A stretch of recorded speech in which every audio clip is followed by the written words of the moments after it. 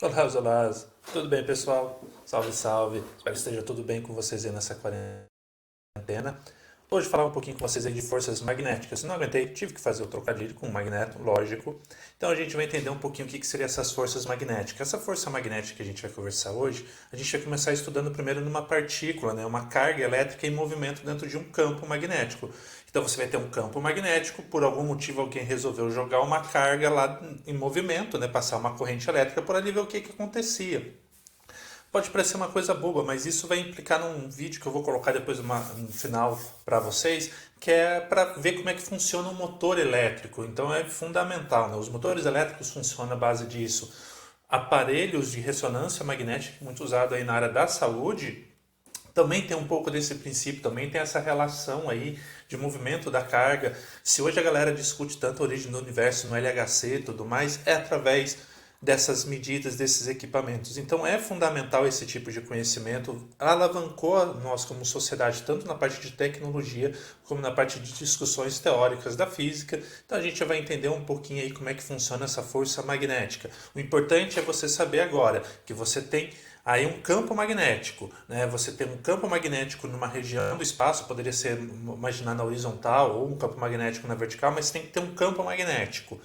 E vai ter que ter movimento de partículas, de uma carga elétrica ou positiva ou negativa. Tem que ser carga elétrica. Se for uma carga neutra, não tem o porquê a gente falar. Carga neutra não vai sofrer nenhuma influência de um campo magnético. Carga neutra é como se não existisse campo magnético. Então vamos ver um pouquinho aí. O primeiro que a gente vai falar, né, é da força de Lorentz. Né? Esse senhorzinho daqui, ele vai descrever o movimento dessa partícula aí em relações a três grandezas muito importantes, que é a carga, a intensidade da carga que vai estar em movimento, a velocidade e com relação ao campo magnético. Então eu vou precisar aí dessas três grandezas para relacionar a força magnética. O que seria mais ou menos isso? Então aqui nesse desenho, ele está imaginando o seguinte, que tem aqui uma carga se movimentando, então essa primeira trajetória seria algum canhões de cargas elétricas. Sim, existe isso daí. Se você falar, você deve ter provavelmente na escola, tem aquelas lâmpadas que tem na escola, aquelas lâmpadas mais alongadas, aqueles tubos. Na verdade, são mini canhões elétricos ali, são tubos catódicos e anódicos que tem ali dentro, que vai disparando essa corrente elétrica de um lado para o outro, que vai dar toda a energiação para o gás, para emitir luz, enfim. É outra história. A gente até entra um pouco em física de plasma ali para o funcionamento daquelas lâmpadas.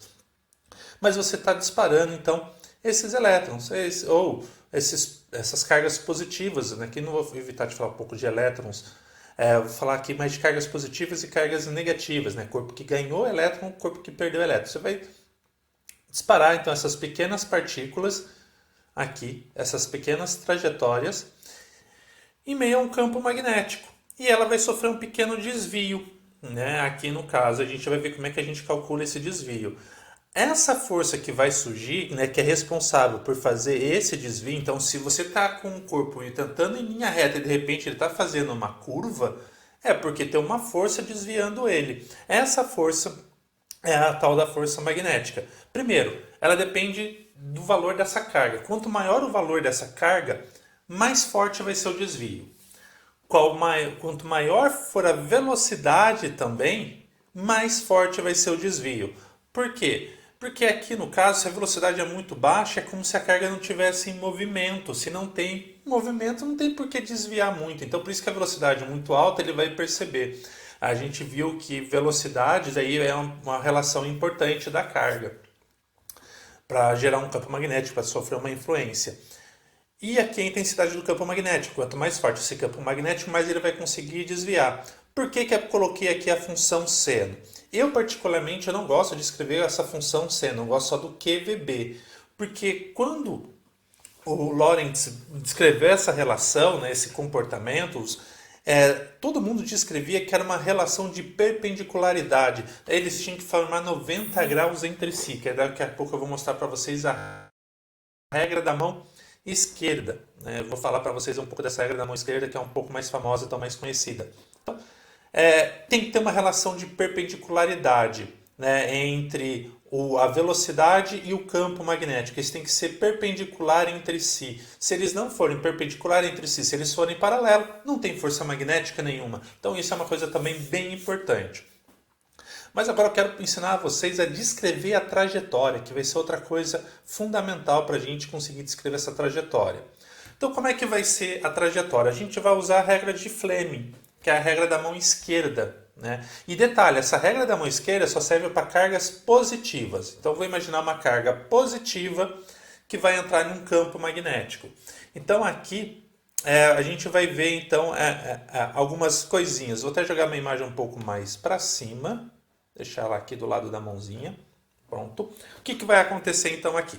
Então nessa brincadeira eu tenho uma carga positiva que vai entrar nesse campo magnético aqui. Então esse xizinho, o símbolo dos X-Men aqui, ele está representando o campo magnético. Se é X, significa que ele está entrando no papel. Então, na regra da mão esquerda, na hora que eu for descobrir a trajetória, eu vou ter que colocar o dedo que representa o campo magnético apontando para o papel. Então, qual vai ser o dedo da minha mão? Aqui no desenho está falando que o polegar é o F, o indicador é o B e o dedo do meio é a velocidade. Tem muita gente que decora com a frase fui bem no vestibular. E é isso que eu espero de vocês, né? Que vocês vão bem no vestibular. Então, eu fui bem no vestibular. Por isso que eu gosto muito dessa regra. É já bem otimista, né? A gente vai para cima. Então aí, o campo, o dedo que indica então, o nosso campo magnético é o indicador. Então ele tem que estar apontando para a tela. Está apontando ali para a tela, então apontando em direção à tela. Então eu espero que vocês façam aí a mesma coisa.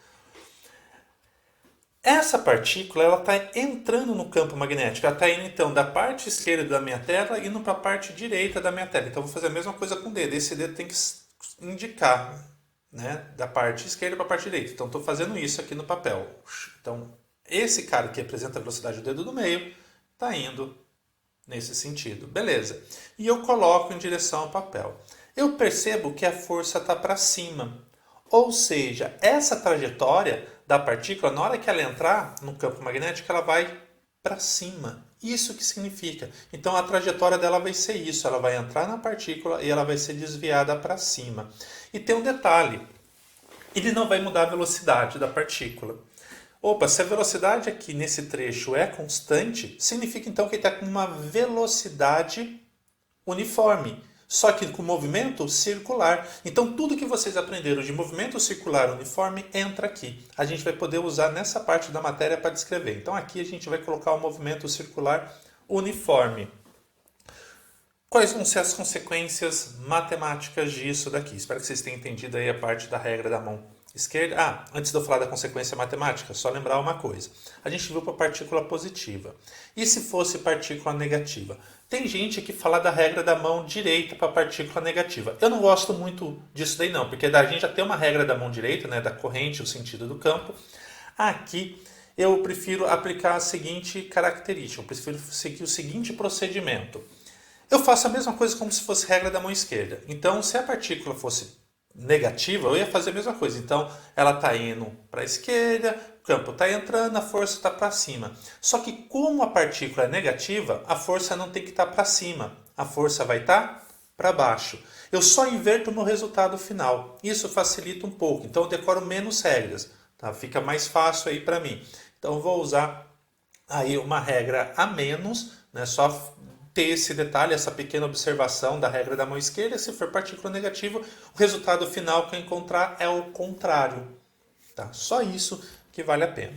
Então, eu vou só dar vou só encerrar esse vídeo e vou abrir um outro vídeo para a gente falar então um pouco das consequências relacionadas aí a esse movimento, as consequências matemáticas relacionadas a esse movimento circular que a partícula vai fazer. Por isso, né, pegando aí o exemplo do LHC que eu tinha falado, por isso que o LHC, se você já deve ter visto o formato dele em algumas fotos, algumas coisas assim, ele é ou umas ilustrações, ele é circular.